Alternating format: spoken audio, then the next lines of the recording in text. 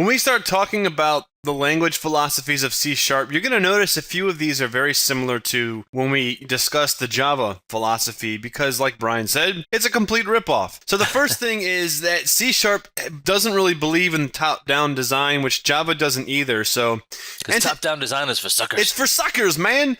Entities do not need to be defined top-down like in C++. If you wanted to define a class and then you wanted to instantiate that class, well, you had to import your code file that contained at least the definition of the class. Now, which is basically like inserting it above those lines of code anyway. Right. Now, in C++, there's technically ways to get around defining a class later, but you still need to at least have some method of the code knowing that that class has either been defined or is going to be defined. In C#, it doesn't work that way. I can say, I can write something out, and then outside the scope of that method, I can then define it afterwards. And the method that's calling it does not even need to know it exists at compile time. Also, data types are all objects. Mm-hmm. Every data type is an object. So there are no true primitives in this language. Right. Which is actually kind of nice once you get used to it. Mm-hmm. Oddly enough. You wouldn't think it would be, but it's pretty decent. Each type inherits from the object class, also very similar to Java. It supports boxing and unboxing. So boxing always allows data types to be encapsulated inside of a generic data type. Ooh. Unboxing allows the generic data type to be typecast as some other specific data type. So, and we'll see more about this later as we, kind of get into the code and examples and stuff. But. Right, like, in Objective-C, the polymorphism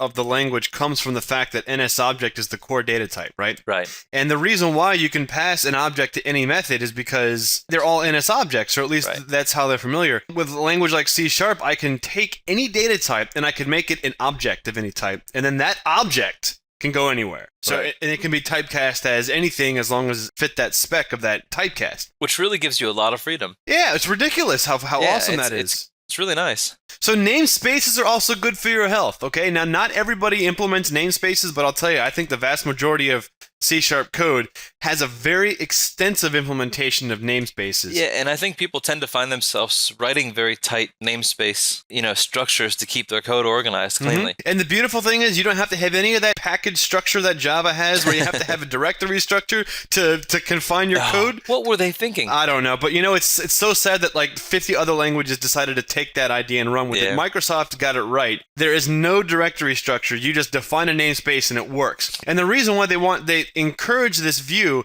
is because you can have many different types of classes and they will not interact or interfere with each other. And you can kind of keep all of your different class definitions or structures or whatever, your entity definitions, kind of secluded into your own little package that is completely separate from anything else outside of it. This is just another example of how every once in a while Microsoft does knock one out of the park. Also, application global variables are considered to be a very bad thing. Yeah, nobody likes that. No. And I think that goes with a lot of languages, but particularly in C#, that's definitely like one of the philosophies of the language. Mm-hmm.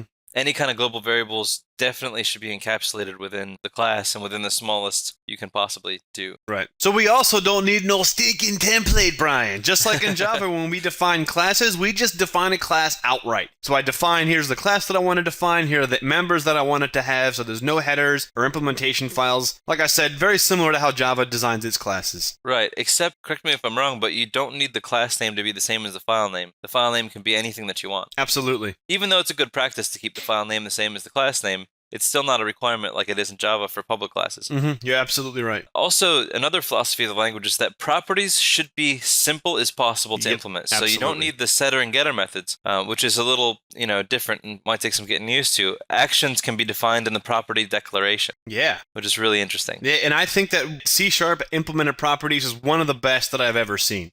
I totally agree. And we have that coming up, so stay tuned for that.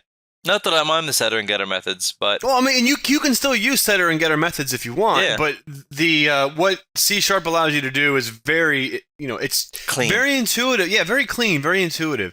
Also, the documentation should be built into the source code. Now, this is a very good addition. Other languages have kind of adopted this as well, but developers can create XML formatted comments, and then these comments are made in a specific way that IDEs can then parse those comments and then provide the developer instant documentation. So as you're using a method or you're using a class instance and you type .method, you can a lot of IDEs will have a little bubble that pops up that says this method takes this parameter, this parameter, It does this and returns this. And that's very, very cool. And there's also things you can run against the C# compiler where you can export this embedded documentation as an XML file just in case you wanted to send that out or have that for some other purpose. And Java also has JavaDoc, and Java has the / way of writing your code in your programming language. But I think because most development happens in Microsoft land, Microsoft writes the IDE, Microsoft also controls the language standards, you have a tighter coupling, and so you kind of get a lot more features out of how you can write documentation in your code. It looks nicer, it's easier to interact with. JavaDoc sometimes is a little loose, but with the XML formatted comments, it really gives you a lot of flexibility to give syntactical information about what you're commenting about. Absolutely, absolutely.